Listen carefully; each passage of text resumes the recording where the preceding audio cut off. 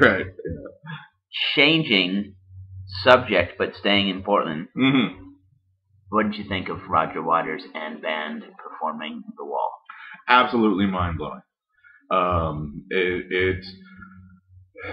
It exceeded my expectations to the point that I don't even remember what my expectations were. You know, because it was a different take on The Wall, I feel, from what we might have been, those of us who grew up with it. You know, it was more on the nose, I think more overtly political, and I think watching it last night, it was always meant to be. It was always meant to be as much a social commentary as it was kind of a personal, artistic statement about, you know, Roger Waters' own, you know, right. I think that emotional problems. I think that our current political and social anger box allows it to take on a heightened, and certainly it was on the nose. And what I said to you yesterday was, when you get to be Roger Waters' age, sometimes you take out the subtlety and the nuance. Right. Fuck the symbolism. Right. This is no allegory. This right. is what you should be thinking right now. Right. Right. And it probably helps that I lean in the general direction that the piece itself is leaning, and so it didn't bother me too much. Though pretty much everyone that I talked to about it said that was really sort of preachy at some points, but I was good with that, and and like you, it exceeded my expectations, and I had lofty, if not vague, expectations for what the experience would be like, and it lived up to all of it, and it was emotional, and it was big. This is something that's thinking about. It was big in that arena rock way that music today can't be. Like that grandiosity and that theater. Right, like elevating the guitar solo. Right. You know, it was that guy is, you know, 200 feet up playing a guitar solo. It's the closest that I've come to in any live musical experience lately that lets me think about what it would have been like to see a show in the 70s. Right. Right. Well, or to see The Wall in like 1980. Right. You know, because in its time, it was the biggest rock spectacle ever, you know, almost to a comical degree, right? You know, but the technical limitations of the time dictate that it was not the show that we saw last night, because there's all kinds of things that they can do now that just weren't feasible back then, you know. I think the overall sound quality Right. had even been a lot better last night too. Oh, well, sure. Yeah. And that the percussive feel of even things like simulated gunfire rattled around pretty good in your skeleton because of how sonically strong and fierce it was. I kind of want to touch on the thing about it being preachy. Yeah. And I think what brought that home for me was the only time of the night where Roger Waters directly addressed the audience and recognized that this was a rock and roll show and not an opera. You know, it was when he did a duet with himself, you know, doing Mother, you know, and they back project, you know, a much younger Roger Waters doing Mother in 1980 in London. And he said something like, you know, this might look like the height of narcissism, and I kind of chuckled to myself because I'm like, Roger, the whole show is kind of the height of narcissism. right. You know, I was like, I'm going to write a opera about my sadness, you know. You know, but, you know, once I kind of had that little internal chuckle, I was like, you know what? Why shouldn't it be? Right? I mean, art itself is intrinsically narcissistic. Sure. You know, I mean, the very idea that, you know, I'm going to pull something out of my imagination that other people might enjoy looking at or reading or experiencing or listening to, you know, I mean, there's something intrinsically narcissistic about that.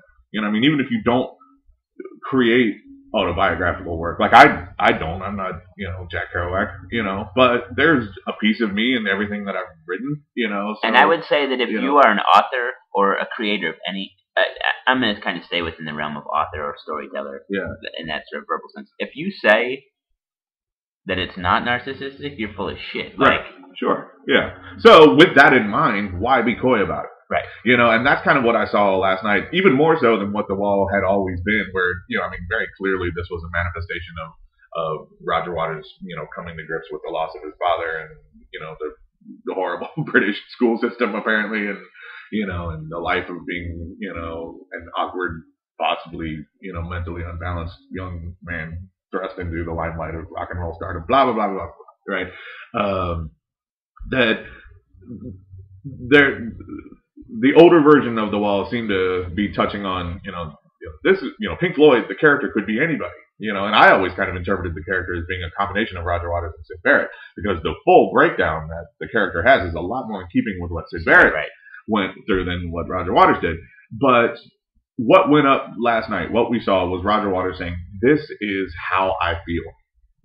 This is how I feel about the world. This is how I feel about injustice. This is how I feel about life. This is how I feel about interpersonal relationships. And because he made it so personal, while still in a huge, grandiose arena rock context, right, I think it makes it more universal. I think, and the fact that I guess he had sent out a call to people to send in pictures of loved ones that they had lost, particularly in war. So during intermission, the wall was covered with pictures that people had sent in, and one of them was Roger Waters' own father, and it was soldiers and activists and just civilians, people who had been killed, in this context. And the takeaway that I took from it was, if you look at the wall as being simultaneously a commentary on, the brutality of life, particularly the insanity of a war circumstance, with the intensely personal story that's going on, that every single one of those people,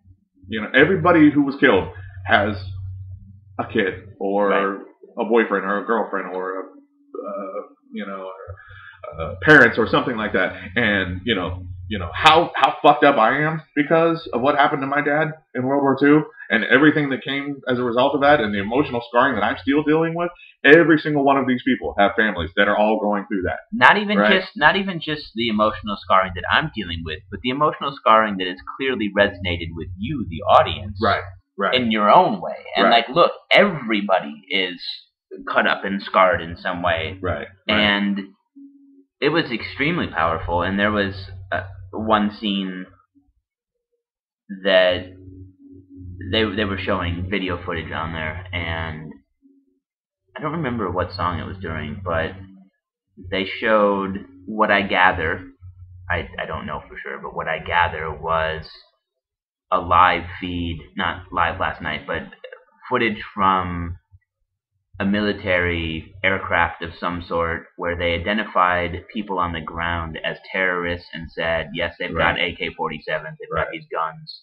And someone asked for permission to shoot them, and someone says, light them up. And they gunned down 6 or 7 people right then. And the AK-47s were really cameras. And it pointed out each person by name, said, this is so-and-so, and he has a camera. This is so-and-so, he has a camera. And it wasn't weaponry. And I think that sometimes, for me, what that message was about is that we hear these terms like collateral damage and these are the unfortunate things that occur during war. But if that's your family, if that's your kin, you don't just write that off as collateral damage or friendly fire or some it becomes it's a sort of bloodless term that we use in context. It deprives the humanity of it. And if you are one of those people, hell yes, you're going to be mad, you're going to be pissed off, and then it's disingenuous for the person who has created that heartache to be like, oh, well, look, now he's pissed off and he hates us, and so we should eradicate him. It's like, yeah, you created that situation. Like, what?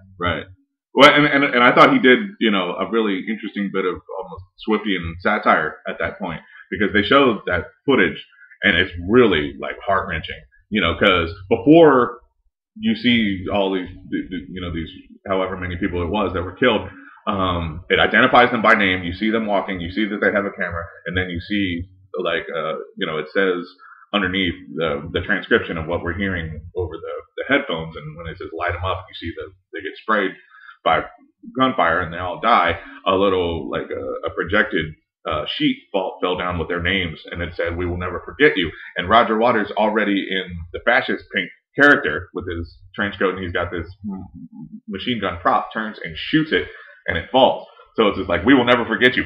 Wrong. Right. We right, will forget right. you. Because you don't matter in Right. the machinery of this of this circumstance.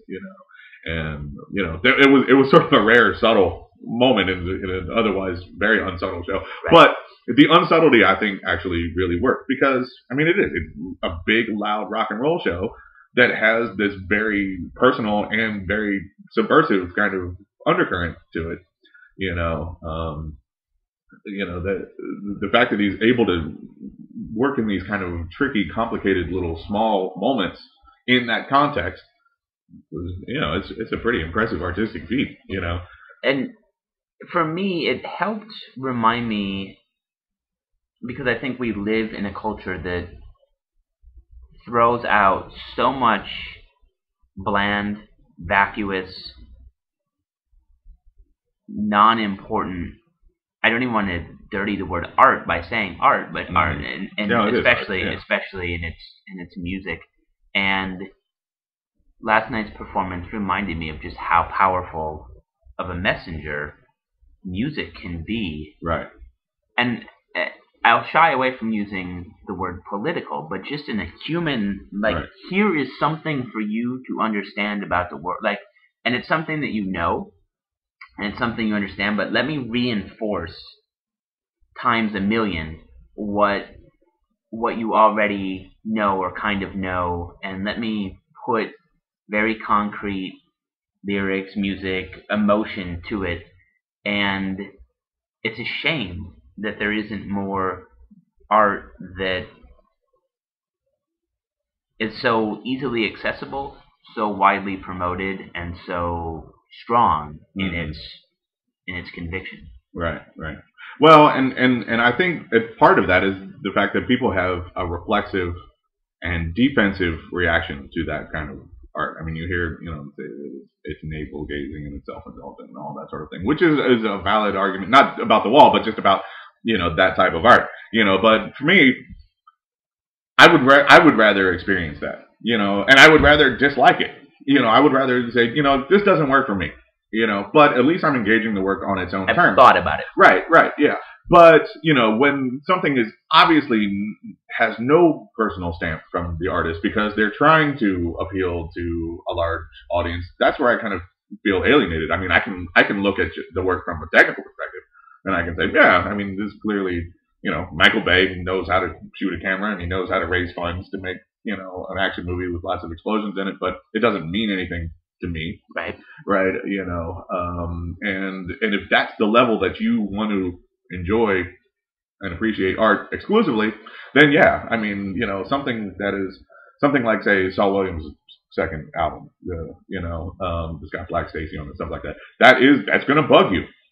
I mean, this is somebody writing songs specifically about his own personal experience, and your mileage may vary. Right. You can relate to it, or you could be totally disconnected from it. But that's, the art is what it is.